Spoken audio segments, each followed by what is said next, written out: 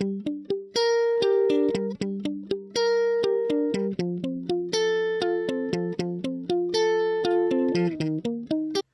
à tous et à toutes. Le 5 mai. Le 5 mai, c'est la journée internationale de la sage-femme. Avez-vous connaissance de nos compétences?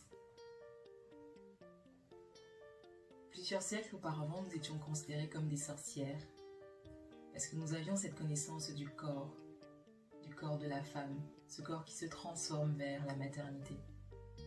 Aujourd'hui, nous effectuons 5 années d'études, nous obtenons un diplôme d'État. Nous sommes une profession médicale. Nous pouvons exercer en milieu hospitalier, en libéral, et même parfois dans des endroits où on ne nous attend pas, par exemple directrice de crèche.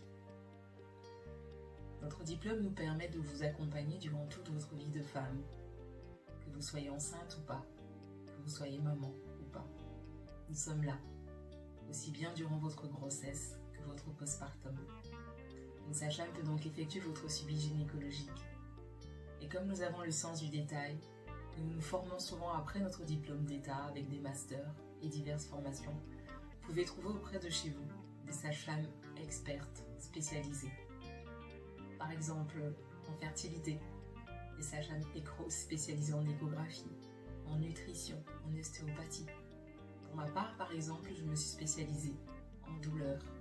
J'accompagne justement les femmes pour apaiser la douleur durant leur parcours de vie, puisqu'elle est souvent assez présente.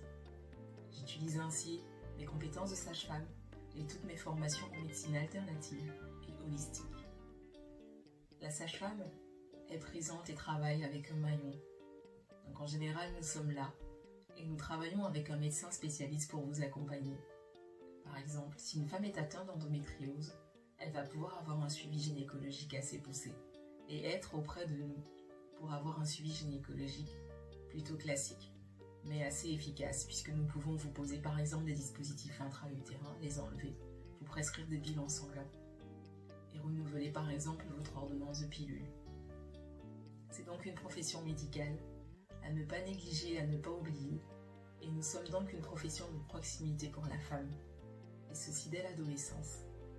N'hésitez pas à parler à vos proches, à vos amis, et de favoriser ce lien de proximité avec la sage-femme à côté de chez vous. Alors pour cette journée internationale de la sage-femme, je vous invite, si vous avez rencontré une sage-femme, à lui adresser une douce pensée, ou tout simplement à sentir que nous sommes là pour vous, les femmes. Bonne journée.